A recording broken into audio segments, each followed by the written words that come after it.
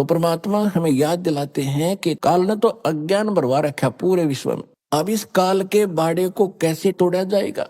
अभी तो इस बाड़े को तोड़ा है, लेकिन और भी शेष जितना स्थान है, जैसे पृथ्वी पर तोड़ दिया तो स्वर्ग इसी का है। आपने पुण्य अच्छे कर रखे स्वर्ग में, वो भी एक इसी कसाई का ही बाड़ा है, वो भी एक जेल है। मूर्ख बनाकर वहां रखता है। आपके पुण्यों को खुद किसी में 10%, किसी में 20% आप पर टैक्स लेता आपके पुण्यों से, तब ये अपना गुजारा चला रहा है यहाँ पर 21 ब्रह्मांड को। और जब आपके वहां पुण्य खत्म हो जाते हैं, नीचे पटक देता है, फिर कमाओ। तो परमात्मा ने आके इसका सारा इंद्रजाल समझाया है और फिर हमें बताया है। अब कैसे विश्वास करें कि जो भक्ति हम कर रहे हैं ये श्रेष्ठ है, या हमें जो ज्ञान प्राप्त है ये सबसे उत्तम है? तो इसके लिए दास ने बताया कि सबसे पहले आपको अपने सदग्रंथों पर विश्वास करना होगा। और सदग्रंथ बता दिए हैं सूक्ष्म वेद, चारों वेद, श्रीमद् भगवत गीता। ये हैं परमात्मा पाने और अध्यात्म ज्ञान को जानने के। उसके बाद जो 18 पुराण है, उपनिषद है, ब्रह्मा जी का दिया हुआ ज्ञान है। ब्रह्मा जी से दक्षादि ऋषियों को प्राप्त हुआ, उन्होंने फिर अपने वंशज ऋषियों को बताया। उन्होंने कुछ ब्रह्मा से सुना हुआ ज्ञान, कुछ अपना अनुभव मिलाकर ये 18 पुराण ऋषियों ने अलग अलग बना दिए। इनमें किसी ने कोई मंत्र बताया है, किसी ने कोई जाप बताया है, किसी ने कोई साधना की। जिसने जैसे डले ढोए उसने आगे अपने शिष्यों को वही अनुभव बता दिया और उससे ये पुराण बन गई। उसके बाद जैसे ये पवित्र बाइबल के अंदर 3 बुक हैं, होली बुक, जंबूर, तौरात और इंजिल। इन तीनों का संग्रह बाइबल है। उसके बाद चौथी बुक है कुरान शरीफ। अब गरीबदास जी ने कहा कि वही 4 वेद हैं और वही 4 कतेब, यानी इन वेदों का जो ज्ञान है, काल ने क्या किया, सूक्ष्म वेद को निकाल दिया, जिसमें पूर्ण ज्ञान था, भगवान कौन है, कैसा है, कहाँ रहता है, उसकी प्राप्ति कैसी हुआ, क्या सुख है। लेकिन परमात्मा के डर से इसने कुछ वेद रख लिए, क्योंकि आत्मा भगवान के बिना रुक नहीं सकती, इसको मालूम था।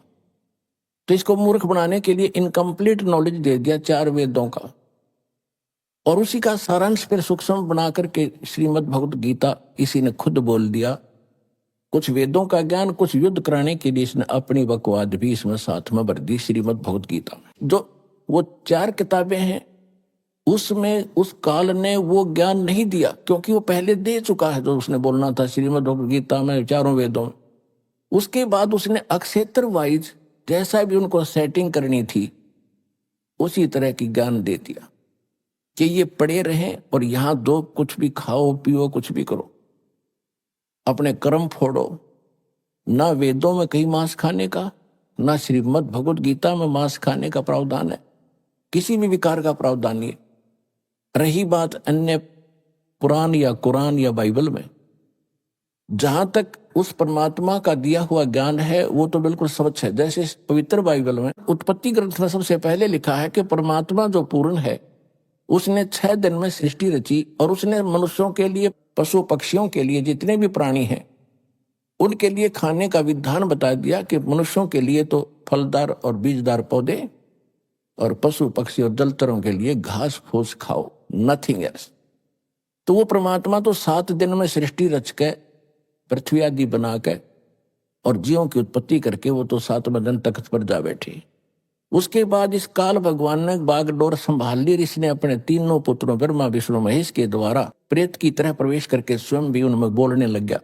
तो पवित्र बाइबल में उससे आगे कहीं पर भी कोई मांस खाने का प्रावधान है, या कुरान शरीफ में मांस खाने का प्रावधान है, तो वो अल्लाह अकबर का नहीं है, वो पूर्ण परमात्मा का नहीं है, वो तो काल के इन फरिश्तों का है। तो वो हमने मान्य नहीं है।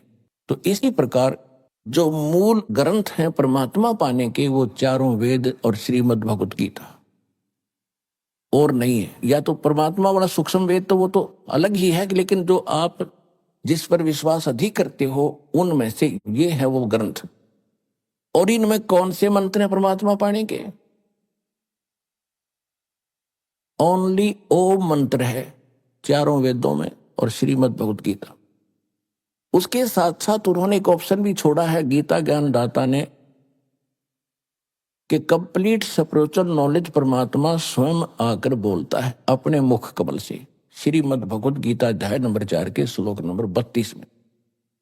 इसमें यहां इन अज्ञानी गीता अनुवादकर्ताओं ने अज्ञान भर दिया, जहां इनकी बुद्धि स्लिप करके काम नहीं करा, क्योंकि ज्ञान तो इनको था ही नहीं। उसमें एक ब्रह्मणे मुखे शब्द है, ब्रह्मणे मुखे, चौथे अध्याय के 32वें श्लोक। इन्होंने यहाँ अनर्थ कर दिया, ब्रह्मणे मुखे का अर्थ कर दिया वेद की वाणी, ब्रह्म का अर्थ वेद कर दिया ब्रह्मणे का। एक दिमाग की बात है, जैसे संविधान और राजा दो हैं, ब्रह्म है राजा भगवान और वेद है उसका विधान। इसी प्रकार राजा और उसका विधान, जहां राजा की महिमा हो, राजा का अर्थ कोई संविधान करता है तो महामूर्ख व्यक्ति है। ब्रह्मणे का अर्थ है पूर्ण परमात्मा सच्चिदानंद घन ब्रह्म। इन्हीं अनुवादकर्ताओं ने 17वें अध्याय के 23वें श्लोक में गीता जी में, वहां भी ब्रह्मणे शब्द है, ओम तत् सत इति निर्देश है ब्रह्मणे त्रिविध समर्थ है।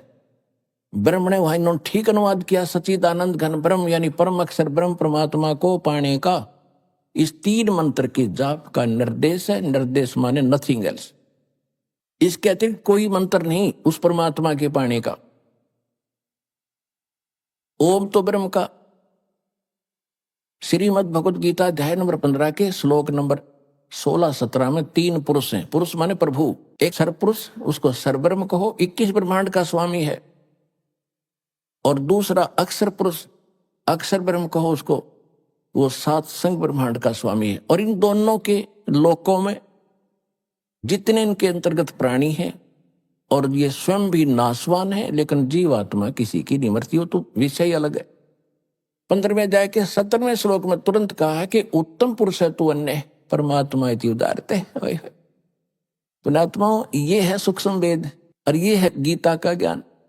इसमें कितना गजब कोड वर्ड लिखे हैं कि उत्तम पुरुष है तू अन्य, श्रेष्ठ परमात्मा यानी पुरुषोत्तम जो सही भगवान है, श्रेष्ठ प्रभु है, वो तो कोई इन दोनों से सरपुरुष और अक्षर पुरुष से अन्य है, और उसी को परमात्मा कहते हैं। ओए होए, देखो अब कसाई ने कोई नेक आदमी कहता है तो कहते रहो, आदमी तो नेक होगा लेकिन कर्म तो ठीक हो ना उसके।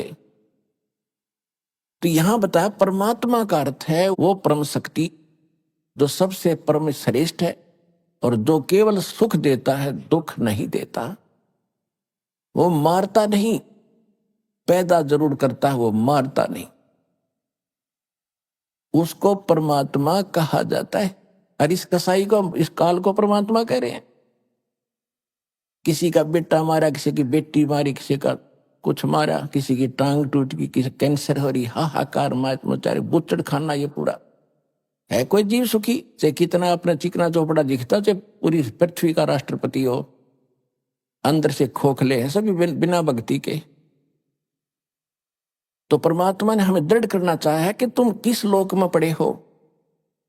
अब क्या बताते हैं कि परमात्मा इति उदारते, उसको भगवान कहा जाता है। ओए होए, उसको परमात्मा कहते हैं।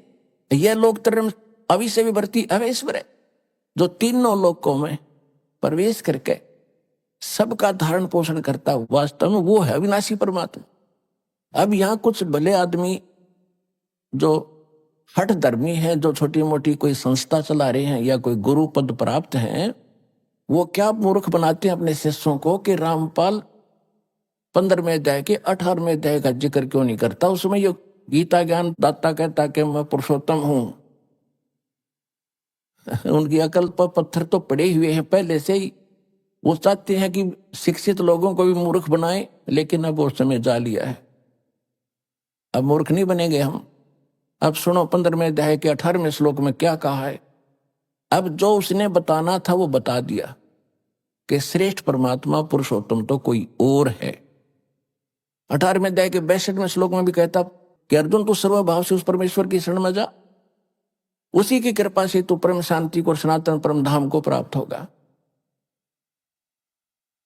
अब 15वें अध्याय के 18वें श्लोक में जो वो कहता है कि मैं लोक वेद के आधार से, लोक वेद होता है सुनी सुनाई बातें, दंत कथा। जैसे हम लोक वेद सुन रखे थे कि ब्रह्मा विष्णु महेश का कोई माता पिता नहीं, और विष्णु जी सर्वेश्वर हैं, शंकर भगवान मृत्युंजय कालज्ञ सर्वेश्वर, सारी सृष्टि के रचने हाले, सबके पालन पोषण करने वाले, ये अजर व अमर है, इनका कभी नाश नहीं होता। ये था लोकवेद। और यो लोकवेद पूरे हिंदुस्तान के अंदर हिंदू धर्म के करोड़ों भक्तों ने सत्य मान लिया था। अब इसका वास्तविकता का पता चला, ये नासवान, इनकी जन्म मृत्यु होती है, इनके माता पिता है। ये है यथार्थ ज्ञान, और वो था लोकवेद। तो ये गीता ज्ञानदाता 15वें अध्याय के 18वें श्लोक में कहता है कि मैं तो लोक वेद के आधार से पुरुषोत्तम प्रसिद्ध हूं, क्योंकि मेरे अंतर्गत जितने प्राणी हैं मैं इनसे तगड़ा हूं, इनसे श्रेष्ठ हूं, ये मेरे कंट्रोल में। बस इतना प्रभु है, ये इतना पुरुषोत्तम है। 21 ब्रह्मांड में जितने प्राणी इनसे ताकतवर है, ये 1000 कला का भगवान है। और ब्रह्मा विष्णु महेश ये 16 कला के भगवान है। इनसे ये सोच लो कि ये 16 हॉर्स पावर की मोटर है, वो 1000 हॉर्स पावर का, और कबीर साहब तो थर्मल प्लांट है पावर का अंत नहीं उसका। तो अब ये आते हैं गीता अध्याय नंबर 17 के श्लोक 23 में जो कहा है, ओम तत्सत इति निर्देश ब्रह्मण तिर्वेद समर्थ है। यहां इन्होंने ब्रह्मण का अर्थ सही कर दिया, सच्चिदानंद घन ब्रह्म, यानी उस परम अक्षर ब्रह्म को पाने का केवल ओम तत्सत, यही एक 3 मंत्र का प्रावधान है, निर्देश है, और कोई नहीं। ओम तो ब्रह्म का, वेदों में केवल ओम नाम है। गीता अध्याय नंबर 8 के श्लोक नंबर 13 में गीता ज्ञानदाता कहता है, ओम इति एकाक्षरम ब्रह्म व्यवहारण माम अनुसमरण यह प्रयाति तजन देहम सयाति परमाम गति। मुझ ब्रह्म का केवल एक ओम मंत्र है, नथिंग एल्स, इति, बस यही। और अंतिम सांस तक जो इसका सिमरण करता हुआ शरीर छोड़कर जाता है, वो ओम से मिलने वाली परम गति को प्राप्त होता है। ओम से मिलने वाली परम गति कौन सी है? क्योंकि ब्रह्म का जाप है, तो ब्रह्म लोक प्राप्त होता है।